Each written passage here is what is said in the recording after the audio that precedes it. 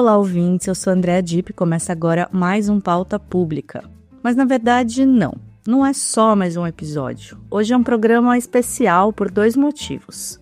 Acho que o primeiro, quem tem que contar é a minha companheira de microfones há 119 episódios. Oi, Clary, dá essa notícia pro pessoal porque eu não tô preparada para dar.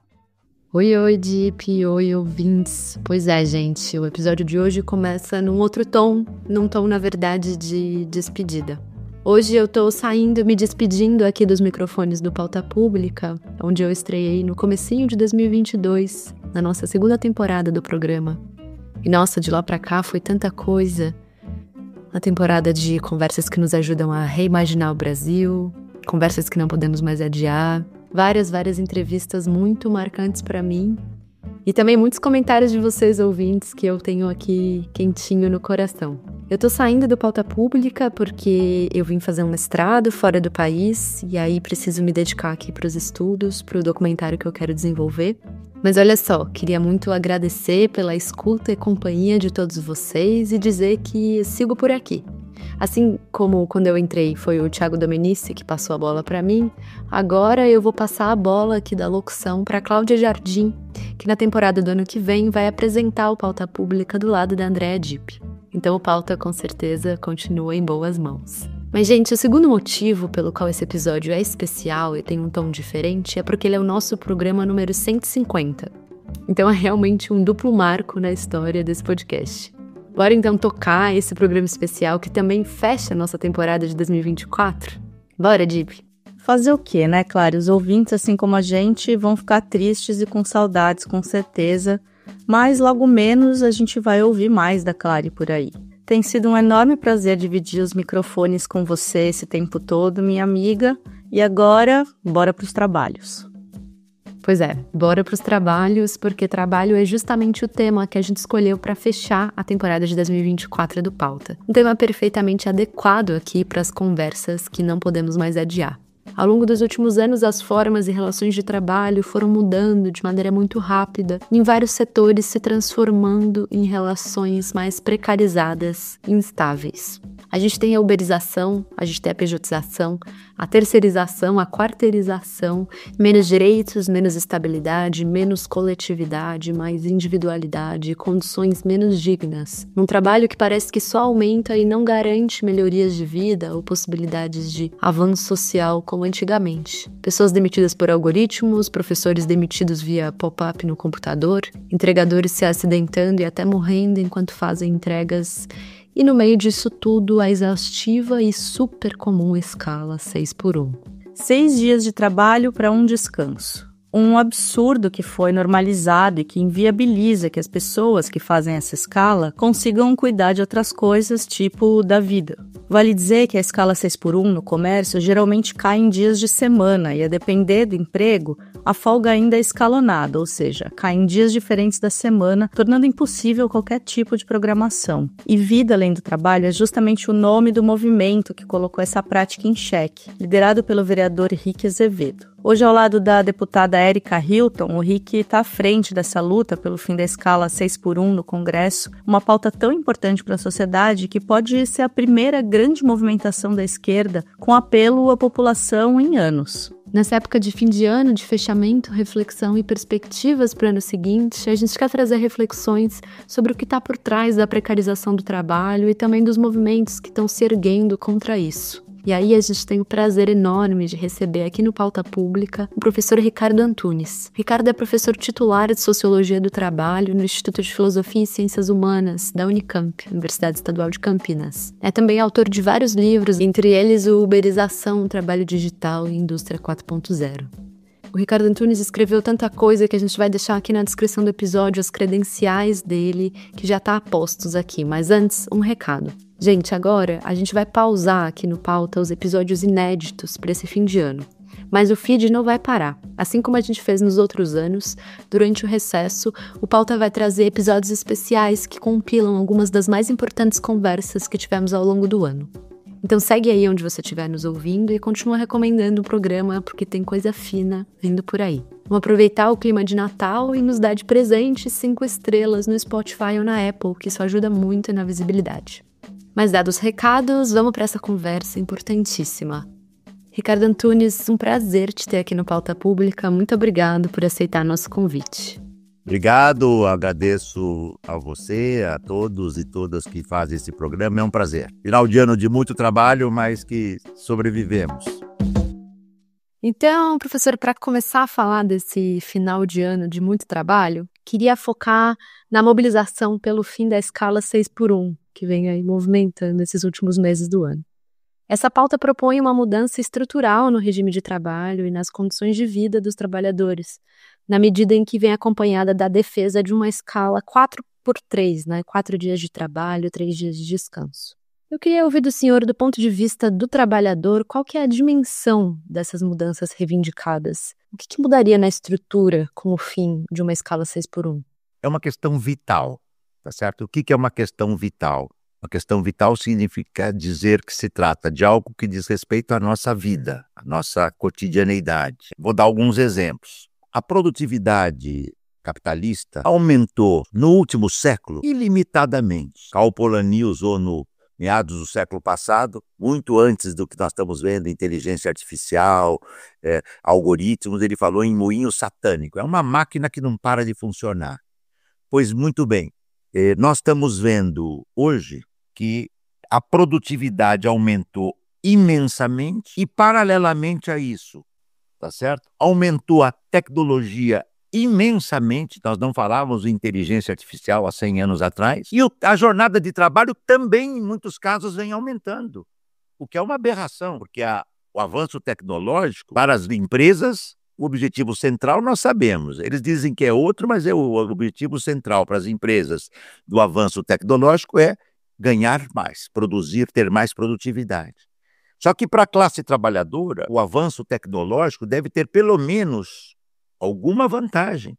E esta vantagem, entre aspas, alguma compensação, não é vantagem, compensação é trabalhar menos. O que é a jornada 6x1? Clarissa, você trabalha 6 dias por semana, 8 horas por dia, tá certo?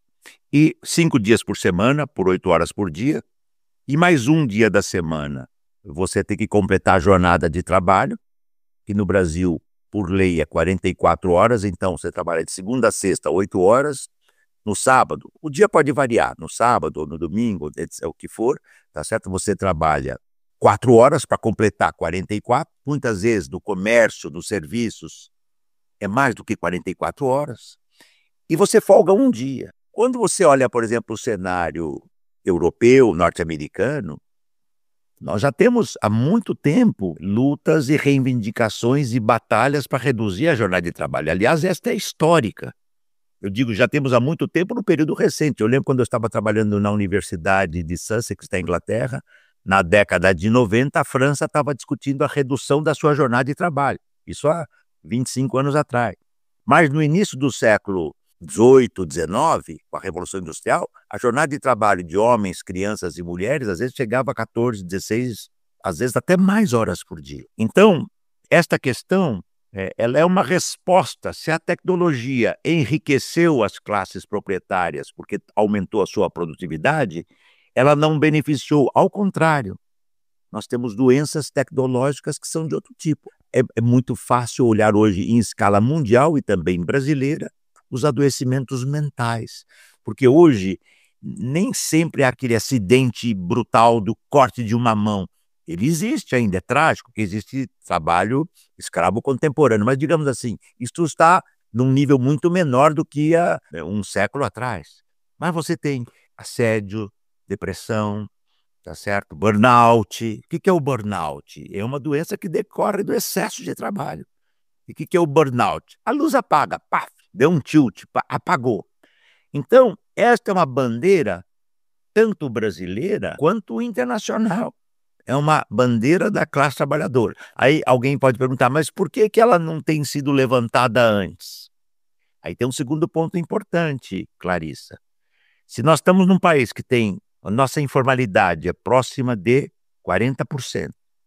Se nós tivermos o desemprego, vamos pegar o período anterior ao Lula, o horror que nós vivemos aqui no período anterior, de Temer a Bolsonaro, nós tínhamos 8, 9, 10% de desemprego, às vezes mais do que isto. mais do que isso.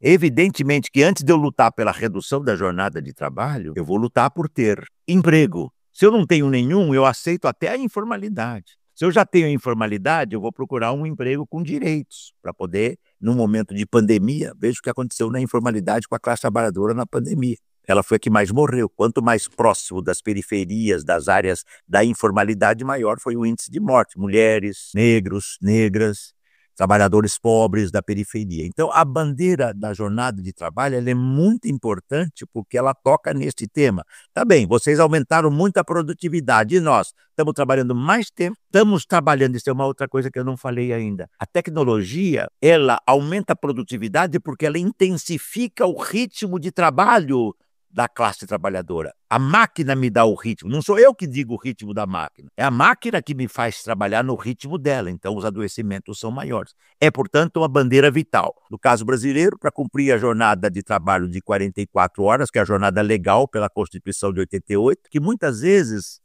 Clarissa, é mais, porque tem a hora extra, tem aquela coisa, eu trabalho num bar, no restaurante, hoje faltou ficando, então cobre aqui, torna-se mais. Que tempo esse jovem trabalhador tem para ver seus filhos, para ver sua família, para sair com o companheiro ou com a companheira, tá certo? Para estudar, porque dizem que você tem que se qualificar. Se eu trabalho 6 dias por semana, como é que eu vou estudar? Quando? Domingo? E quando é que eu vou descansar? Domingo não é descanso, em geral, domingo é para fazer as coisas que eu não fiz na semana. Então, é uma questão decisiva e vital. E é por isso que ela explodiu.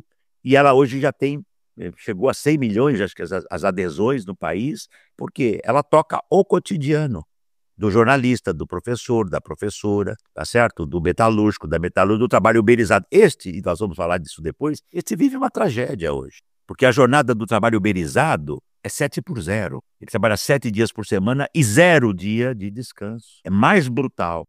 Então, eu diria que esta é a questão que faz com que ela ganhe força. Agora, do ponto de vista das empresas, como é que o fim da escala 6x1 afetaria a acumulação, o lucro dos empregadores? O que isso muda na estrutura das relações de trabalho no país?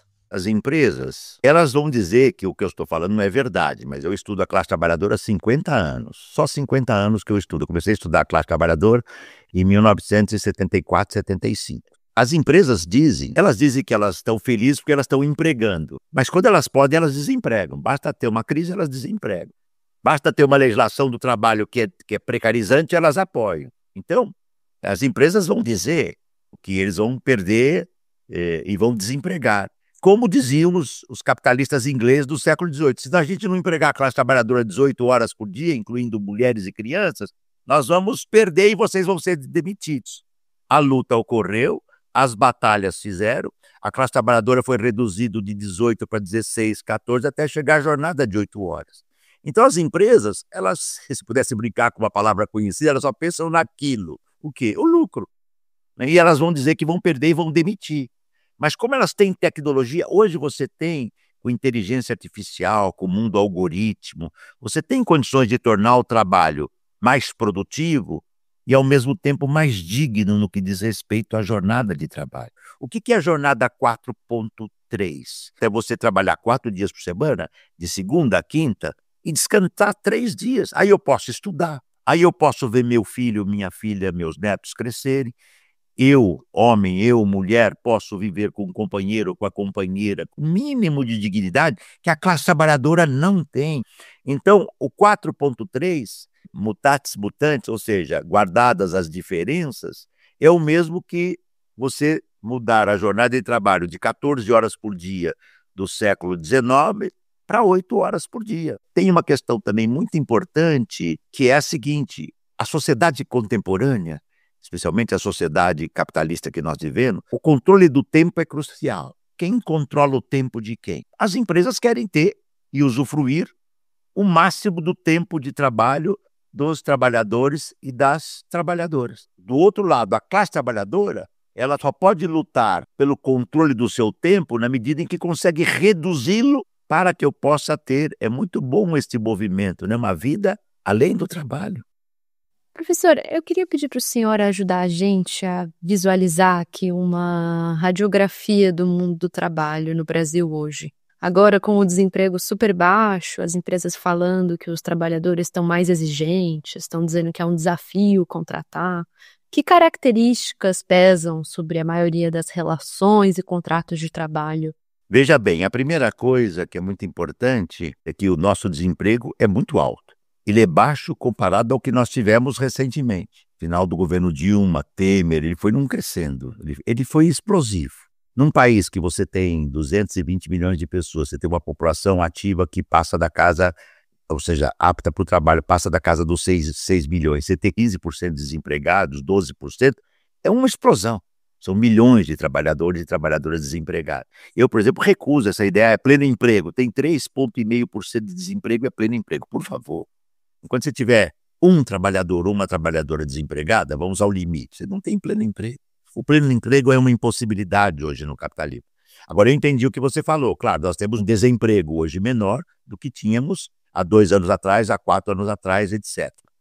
Bom, e quais são as características do mercado de trabalho hoje? Primeiro, a juventude, jovens, meninos, homens e mulheres, tem altos níveis de desemprego. Se eles se qualificam para o trabalho e estudam, hoje, por exemplo, é um dado da recente, do IBGE e das pesquisas, a classe trabalhadora brasileira, o número de trabalhadores e trabalhadoras com ensino superior completo é maior do que há décadas atrás. É sempre preciso falar em trabalhadores e trabalhadoras porque é um traço muito importante, que é a composição sociossexual, étnica e racial do trabalho. A classe trabalhadora tem corpo, tem sexo, tem geração, tem etnia, sem o qual eu não entendo a classe trabalhadora. Por exemplo, as mulheres trabalham mais. A condição de trabalho hoje da mulher trabalhadora é mais precarizada que dos homens.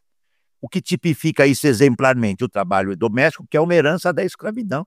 O Brasil é um dos raros países do mundo que eu conheço que tem essa massa de todos têm suas trabalhadoras domésticas em casa. Eu vou para o exterior, não é assim, não. No máximo, você tem alguém que faz a limpeza por um dia da semana na sua casa e cobra por hora. Se ele trabalha 1 hora, ele cobra tantos euros ou dólares. Ou se você trabalha um dia, a jornada já está previamente definida, é muito diferente. Então, o que caracteriza o trabalho no Brasil? Primeiro, uma sociedade de origem escravocrata. Isso é muito forte. Tem uma parcela grande da classe dominante que acha que só dar o emprego já está valendo. Direito, não, isso não conta. Tanto é que nós temos um índice alto de escravização moderna do trabalho. Todos os meses há denúncias de porões, muitas vezes porões urbanos, lembra-se, né, das denúncias de escravidão ou escravização do trabalho na indústria têxtil aí no bairro de Bom Retiro, nos subterrâneos lá, vendendo para grandes grifes econômicas, grandes marcas globais que utilizam-se de trabalho, digamos, ultra precário. Então, a precarização marca o trabalho brasileiro, ele é um traço constitutivo, isso é parte da nossa história. Foi, digamos assim, a classe trabalhadora conseguiu muitas conquistas, né? A primeira greve que nós temos notícia é a greve dos trabalhadores negros de Salvador, que faziam entregas, carregadores, em 1857, 58. Depois nós tivemos, em 1917, vamos citar 2 greves importantes aqui em São Paulo. Foram muitas lutas para que as condições de trabalho melhorassem. Só que, depois de um período, digamos assim, de muitas lutas do Brasil, vamos chamar de 30 até 88, longo período, o mundo virou de cabeça para baixo. O trabalho que mais se expande hoje no mundo é o trabalho intermitente, o trabalho em plataforma, o trabalho uberizado. O que singulariza esse trabalho? Não tem jornada limitada, não tem direito nenhum e você ganha em função do que trabalha. É por isso que eu entrevistei uma vez um trabalhador que me disse que trabalhou 20 horas por dia, sem parar. Ao longo de 10 anos que eu faço entrevistas sobre isso, e um segundo eu pensei que isso fosse impossível, disse eu já trabalhei um dia 24 horas por dia sem parar. Então, o que caracteriza o nosso contrato de trabalho? A precarização. E com o Temer nós tivemos não uma uma reforma trabalhista, uma contra-reforma trabalhista. O trabalho intermitente, na época eu disse, é a legalização do ilegal. Porque você vem e fica esperando um trabalho. Em qualquer setor. Hambúrguer, fast food, hamburgueria, fast food, plataformas. Se eu não recebo chamada, eu volto para casa e ainda pago a condução. Ou pago a moto que eu usei a gasolina e volto. No trabalho em plataforma, as trabalhadoras e os trabalhadores não ganham pelo tempo de espera. Se eu entro no shopping e vou fazer uma compra de uma roupa e entro na loja e o jovem que vai me atender ou a jovem que vai me atender estava sem clientela, ela vai me atender, não vai? Vai. Esse tempo que ela não tinha clientela, ela está recebendo, ela está no espaço de trabalho. Se ela ficou meia hora sem ter nenhum cliente, vamos citar um exemplo qualquer, ela está recebendo. O trabalho intermitente, não. E o trabalho plataformizado também não. Ele só começa a contar quando o reloginho controlado pelo algoritmo diz começou a corrida. Aí sim. E veja, então, mas ele não está trabalhando, ele não tem que receber? Não, eu saio aqui de casa, eu ando 200 metros, eu tenho um grupo de 10, 15 trabalhadores, eles estão esperando a chamada aqui. Se eles vão para a casa deles, moram na periferia, longe daqui, e recebem uma chamada, eles levam 40 minutos para chegar aqui, mas eles não podem, eles têm que chegar em poucos minutos, senão eles perdem. Se eles não chegarem no tempo que o restaurante exige, eles perdem a chamada. Eles chegam lá, se atrasou, já chamamos outro. Então nós temos a intermitência, nós temos a uberização, nós temos a fraude da CLT. São muito frequentes as fraudes. Então as empresas burlam das férias, do 13º, nos direitos, reduzem os salários utilizando-se de subterfúgios. Então, a tendência que singulariza o trabalho no Brasil é o trabalho precarizado, que é um traço, aliás, constitutivo da maioria esmagadora dos países do sul do mundo. Eu vou te dar um exemplo mais absurdamente estupefato. Eu saí do Brasil, que eu conheço bem. Eu conheço o mundo inteiro pesquisando a classe trabalhadora e fui para a Índia. Quando eu cheguei na Índia, depois de alguns dias, eu disse, não podia imaginar que houvesse um nível de miserabilidade e de exploração do trabalho como na Índia, para quem mora como eu no Brasil, que conhece. Porque ele é muito pior, até porque a Índia tem hoje 1 bilhão e 500 milhões, é o país mais populoso do mundo, a informalidade é incalculável e uma burguesia riquíssima.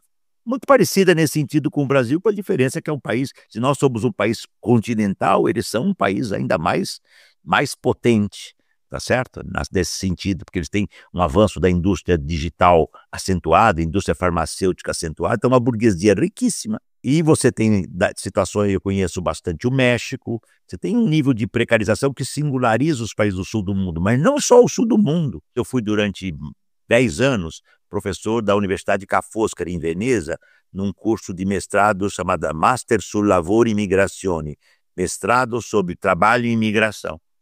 Então, na Itália, eu aprendi a ver a vida dos imigrantes italianos, homens e mulheres. É que nem no Brasil, a classe trabalhadora. Lá o imigrante não tem nenhum direito. Ele paga a casa mais cara, porque ele vai morar na periferia, no bairro mais paupérrimo. Só que, como ele não tem dinheiro para dar fiança, o dono do imóvel, o quarto que ele vai morar, se custa 500 euros, fala, não, você tem que pagar 1.000 euros por mês. Quer, tem outro que quer. Porque com 1.000 ele está garantido que se o imigrante não conseguir pagar, ele já ganhou em 1.000, 2 aluguéis, tá certo? Por exemplo. Só para dar esse exemplo, pega os trabalhos mais pesados, trabalho de noite, não tem direito nenhum, então, e não para de se expandir, né? A classe trabalhadora imigrante é mundial. Na Alemanha, é imenso contingente imigrante, na França, na Inglaterra, em Portugal, na Itália, todos esses países que eu já conheço. Então, o Brasil é um pouco uma fotografia ampliada desta classe trabalhadora na informalidade, com a burla dos direitos, tá certo? Com salários subremunerados. E ela só consegue avançar quando organiza-se com sindicatos fortes ou com auto-organização trabalhadora forte, e se mobiliza. Ontem, durante esta audiência do Supremo, talvez isso esteja se repetindo hoje, em algumas cidades do Brasil, né, não poucas, estava havendo paralisação dos trabalhadores entregadores, porque eles estavam fazendo pressão lá para dizer, nós somos trabalhadores, nós não somos autônomos.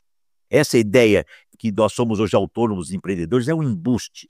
Se eu digo que você é empreendedora, você simplesmente não vai ter mais dinheiro do trabalho. Então você é empreendedora. E você vai ficar feliz, você vai falar, agora eu sou empreendedora.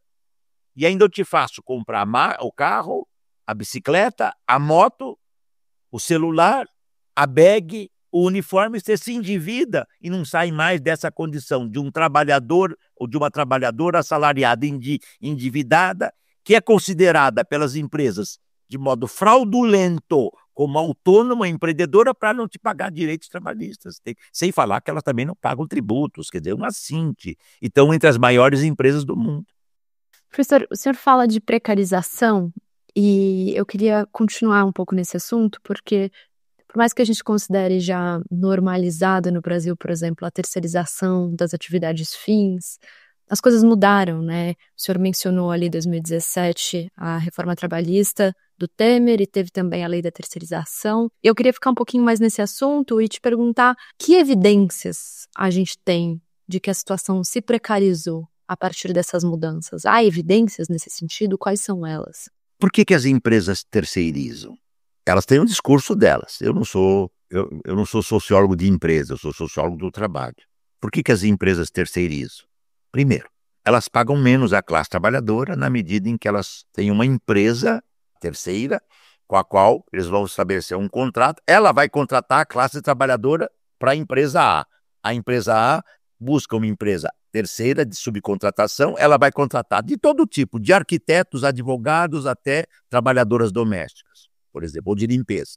Na minha universidade aqui, todo o trabalho de limpeza da universidade é feito por trabalhadoras de limpeza terceirizadas. Eu conheço depoimentos de trabalhadores e trabalhadoras terceirizadas que já me disseram que não têm férias há anos. Porque se eu sou demitido de uma empresa antes das férias, eu vou correndo tentar pegar outra. Eu não posso ficar sem trabalho, entendeu? Como é que eu posso ficar um mês parado se eu não tenho o pagamento das férias legitimamente dados? Porque é claro que a terceirização tem uma legislação a ser cumprida. Mas se a CLT é burlada nas empresas que têm trabalho seletista, imagine o nível de frouxidão que permite burlar a terceirização. Então, se você perguntar para uma trabalhadora da limpeza aqui da Unicamp, você está contente com esse trabalho? Ela vai dizer, claro que eu estou contente sim, porque ela não te conhece. Até porque o trabalho é sempre melhor do que o desemprego. O desemprego é o flagelo mais brutal, porque você não tem o que comer. Então, ela vai dizer, não, estou bem aqui. Agora, se eu perguntar, você gostaria de ter direitos como eu tenho ou ficar com os direitos que você tem? Você gostaria de ser funcionária pública da universidade ou você prefere ser terceirizada da empresa? Ela fala, professor, que pergunta, professor. O senhor nem parece que estuda, o senhor sabe melhor do que eu a resposta. Você está entendendo? A precarização é, assim, devastadora. Tanto é que a minha amiga Graça Druck, anos atrás, pesquisadora do trabalho, falou em um artigo que nós publicamos juntos também, mas ela já tinha usado essa expressão antes, epidemia da terceirização. Tem empresas hoje que são inteiramente terceirizadas. A pergunta que não quer calar, é porque é melhor para a classe trabalhadora ou porque eles lucram mais? A resposta qualquer criança sabe. 3, 4 anos de idade, já com coágulos de lucidez, ela sabe, é porque ele quer ganhar mais, papai. Claro, ele é esperto, está vendo o carro dele sempre melhor, está sempre de carro bonito o dono da empresa, enquanto a classe trabalhadora está ralando. Mas tem um outro problema grave, a terceirização tem um sentido político. Se eu tiver numa empresa de qualquer ramo, 3, 4, 5 tipos de contrato de trabalho diferentes, a classe trabalhadora não consegue se juntar, é difícil. Por quê? Porque, não, você é terceirizado, não, você é intermitente, não, você é meia, não, você... Então é uma confusão que faz bem para as empresas, porque a classe trabalhadora não se junta. A terceirização é também uma resposta política para fragmentar a classe trabalhadora, além de ser uma resposta econômica para explorar mais a classe trabalhadora. Nesse processo de expansão do proletariado de serviços, a terceirização é vital para você enfraquecer a classe trabalhadora. Então, por exemplo, os grandes bancos reduziram enormemente o número de bancários e bancárias. Da greve de 1985, se me lembro bem, no Brasil, havia entre 750 e 1 milhão de bancários no Brasil e bancárias. Hoje você está num banco, só tem máquina. E os bancos, o bancário e a bancária está no call center que nos atende quando nós telefonamos. Ganhando menos, frequentemente tendo seus direitos burlados e com muita dificuldade para organizar os sindicatos. E é muito difícil você fazer uma greve, é muito raro, dos bancários que estão trabalhando com os terceirizados que estão nos call center, porque esse sofre a repressão. O bancário tem direitos porque tem um sindicato forte. Os terceirizados, de geral, não têm ou têm frágeis organismos sindicais. Frequentemente são organismos, quando tem, algumas vezes são patronais, são embustes patronais para... Entende? Então, é em si, por si, em todos os sentidos mais precarizado. Em todos os sentidos. Último exemplo. Você vê a classe trabalhadora, a trabalhadora doméstica no Brasil. Mais de 6 milhões, predominantemente mulheres negras. Uma luta secular de mais de um século para ter os direitos do trabalho. Muito bem. Se você vai contratar uma empresa de terceirização ou hoje uma empresa de plataforma, que é pior ainda, essas duas trabalhadoras, terceirizada ou a plataformizada, elas não têm os direitos do trabalho que a trabalhadora doméstica eu sou obrigado a pagar. Porque elas estão num outro âmbito. E da plataforma não tem direito nenhum. Ela vai, faz o serviço, acaba o dia, ela não sabe quanto ela vai receber direito. Tá certo? Porque funciona assim, você vai receber, nós tiramos 25% e você fica com 75%. Mas aí quando você vai fazer a conta, nunca é isso, sempre é diferente. Nenhum trabalhador diz para mim, todo mês eu sei certinho, Uber em plataforma, todo mês eu sei certinho quanto que a empresa pega. É um milagre dos algoritmos. A tragédia é que os algoritmos são programados pelas grandes empresas. O algoritmo é um reloginho infernal controlado pelas grandes empresas. O algoritmo não é controlado pela classe trabalhadora para melhorar as suas condições de vida. E o terceirizado, então, é assintoso. Por isso que quando o Temer achou o governo de contrarreformas, no primeiro momento ele acabou com a disjuntiva da terceirização, atividade meio e fim, acabou, generalizou tudo, e depois, no finalzinho dos estertores do seu triste e trágico governo, ele tomou mais uma medida, que foi aprovada, tá certo? Pelo Congresso, de terceirização também no setor público, o que é assintoso. Dou só um exemplo. Professor, o setor público só tem mamata. Por favor, seu senso comum neoliberal mais rastaquera. Houve no governo Bolsonaro, houve um trabalhador do SUS que impediu uma negociata daquelas escabrosas de grandes quantidades de vacinas. Se ele fosse terceirizado, ele ia denunciar? Ele não é louco. 2024 foi um ano intenso, mas muito gratificante para a Pública e aqui para a equipe do Pauta. A gente trabalhou muito para produzir episódios relevantes, originais, escutar vozes de peso que nos ajudassem a ter as conversas que a gente não pode mais adiar. Olhar para os elefantes na sala. E esses episódios foram feitos graças à ajuda de pessoas como você, que nos escuta, acompanha, faz doações para manter esse podcast de pé desde quando ele começou. Aqui vai então, muito obrigada. E se puder, nos ajude a fechar o ano com mais energia para 2025. Você pode fazer um Pix de presente de Natal e estímulo para o ano que vem para contato@apublica.org. Obrigada.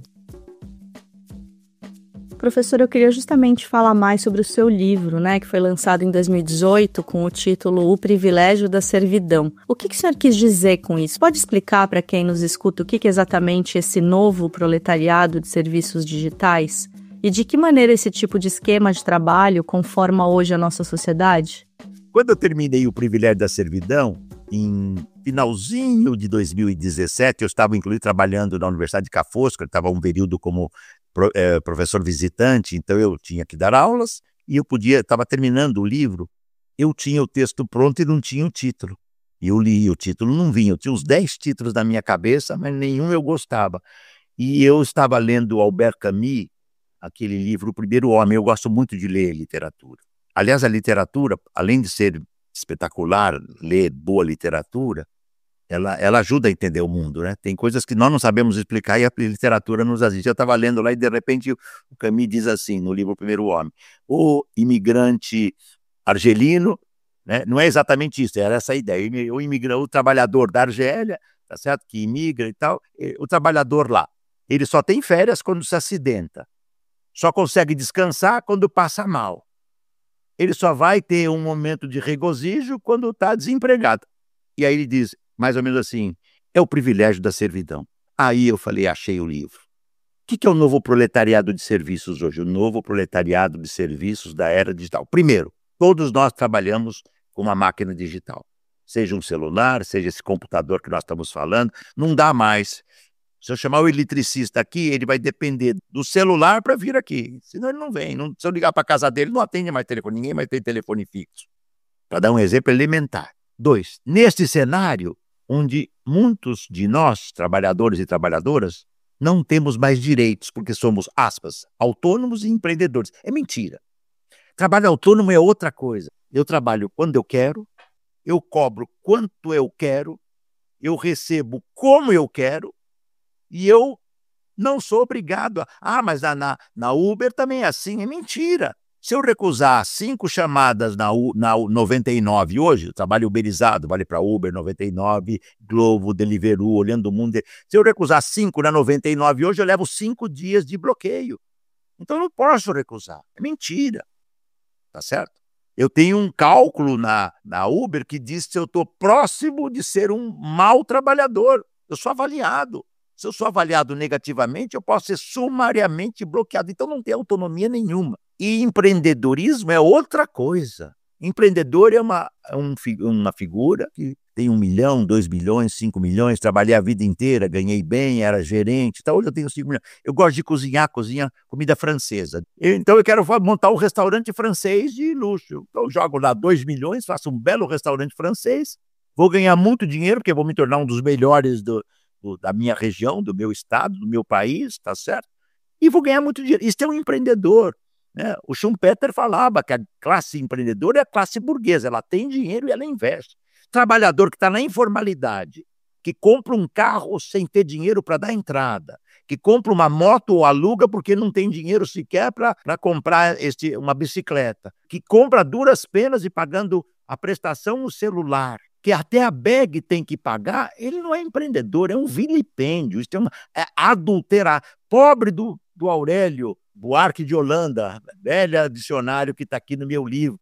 Você for ver lá, o que é empreendedor é outra coisa, o que é trabalhador autônomo é outra coisa. Todo trabalhador e toda trabalhadora sonha por autonomia. Se eu perguntar para você, você gostaria de ter plena autonomia no seu trabalho? Você fala, claro, eu também. E nós estamos numa profissão que a autonomia é relativa, mas ela é mais próxima do que alguém que tem que trabalhar 24 horas por dia, entende? Então, a tragédia é que setor é esse? O novo proletariado de serviço. Nós não tínhamos call center no século XIX. Call center explode na década de 80, 90 do século passado para cá. Telemarketing. A indústria hoteleira que se explodiu. Nós já tínhamos o proletariado tradicional de serviços, as indústrias hotéis, tá certo? Restaurantes, shoppings, mas isso sofreu uma profunda mutação. Né? Hoje você tem Airbnb, você tem uma massa de Mercado Livre, Workana, tem para todos os gostos e desgostos. Tá? Este trabalhador deste setor não é nem o antigo trabalhador, que ainda existe, por óbvio, que está na fábrica montando esse celular, e não é nem aquele trabalhador da agroindústria que está controlando uma máquina que corta a cana. Ele está no setor de serviços, que no passado era público. Água, no meu tempo de jovem, água era pública, empresa pública. Luz, energia elétrica, previdência, saúde, hoje tudo isso está privatizado. Escolas, o governo do estado está propondo um processo de privatização e financiarização do estado, da educação pública, é assintoso. Então todo esse segmento compõe esse novo proletariado de serviços da era digital, cujo risco maior que corre é o das empresas não cumprirem a legislação protetora do trabalho. No Brasil, isso vale para todos os países do mundo, porque a guerra é global, que valia para o proletariado industrial e agroindústria, que elas vão dizer, não, mas isso é diferente, ele é autônomo, se é autônomo, ele não tem direito. Esse é o embuste. Se você aceitar que é autônoma e empreendedora, você não tem direito. Há 1 mês e meio atrás, para minha felicidade, eu fui convidado para uma audiência na Câmara Municipal de São Paulo, online, né, que eu moro em Campinas, aqui ao lado da Unicamp. Hoje, um artista de qualquer setor, teatro, televisão, novela, dublador, tudo, da indústria cultural, ele tem que fazer projeto de empreendedor para sobreviver.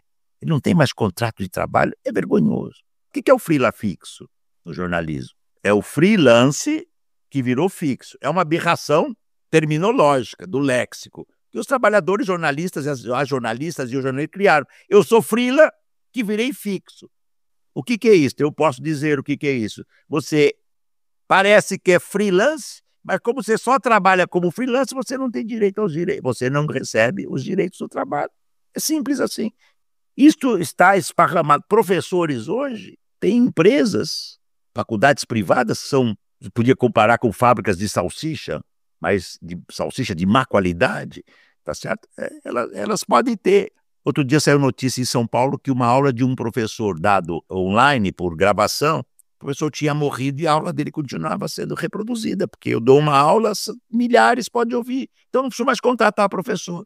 Eu não preciso mais eu contrato monitores e não tem mais professor. Em que mundo que nós vamos parar? E aí vem a inteligência artificial.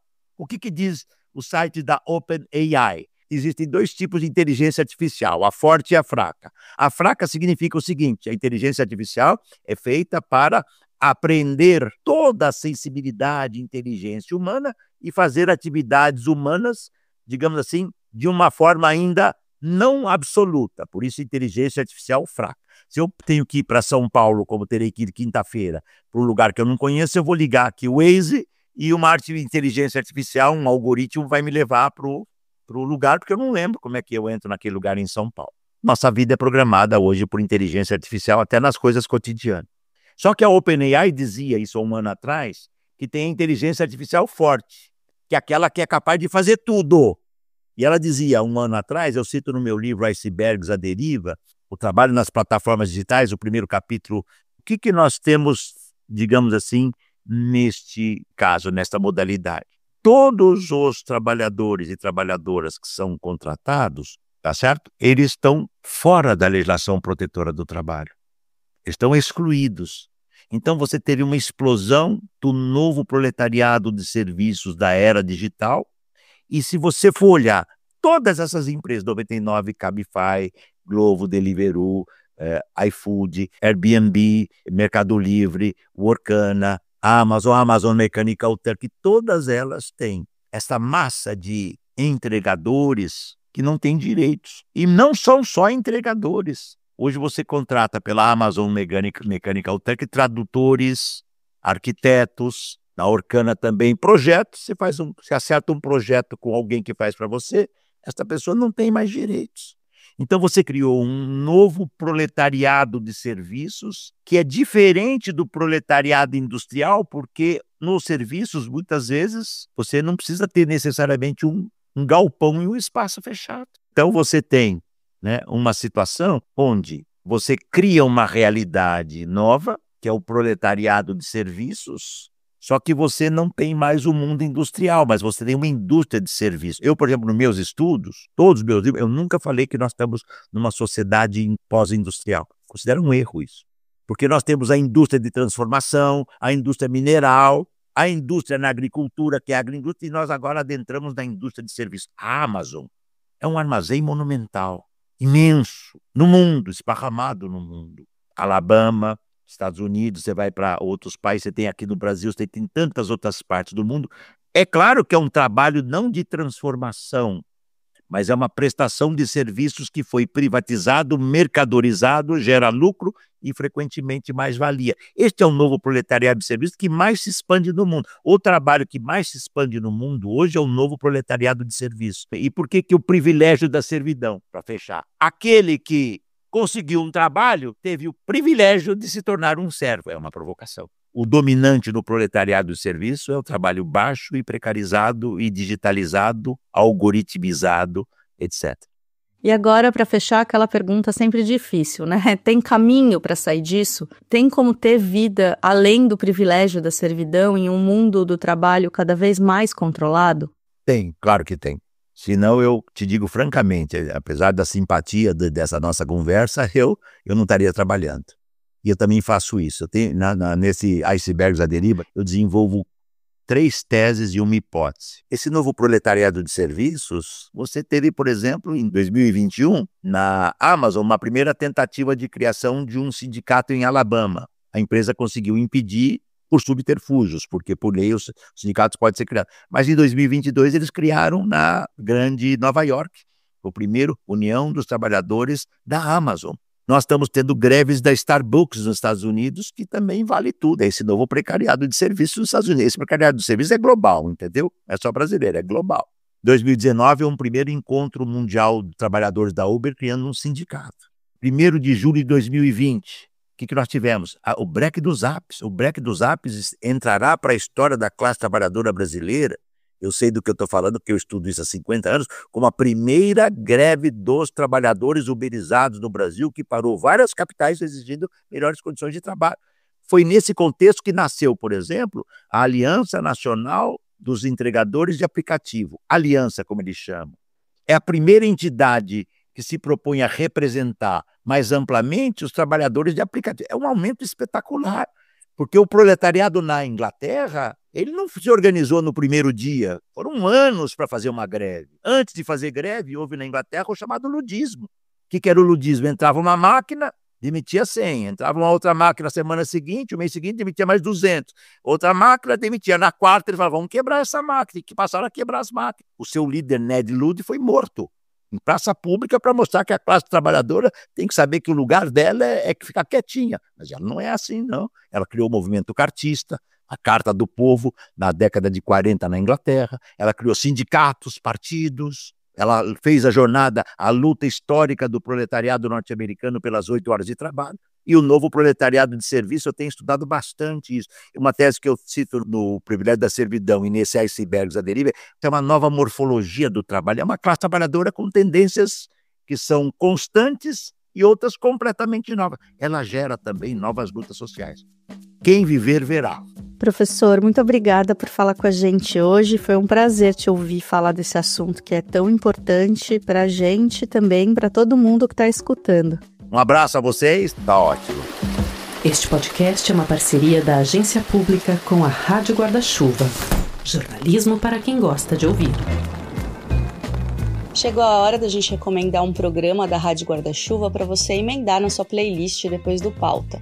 Se você quiser continuar no clima e ouvir boas conversas e histórias impactantes, conheça os outros programas que fazem parte da rede de podcasts da Rádio Guarda-Chuva. Na Rádio Escafandro, você tem mergulhos narrativos sobre temas que importam nos nossos tempos. No Ciência Suja, histórias de fraudes científicas e como a própria ciência atuou para resolver esses casos. O Vida de Jornalista traz histórias de profissionais e reportagens que marcaram a nossa história, sempre em episódios muito bem produzidos, além de vários outros programas para todos os ouvidos. Procure no site da Rádio Guarda-Chuva que algo com certeza vai te interessar.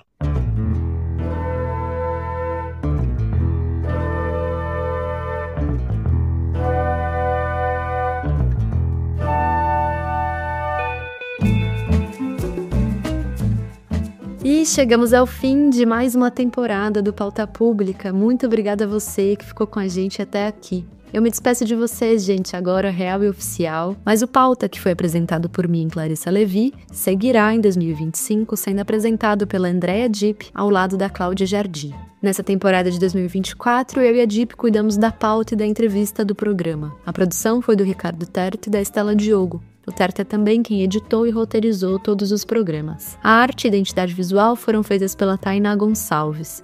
Na comunicação e coordenação das redes sociais, Lorena Morgana, e publicação no site e transcrição por Ana Alice e Rafaela Ribeiro. A trilha sonora original foi composta pelo Pedro Vituri.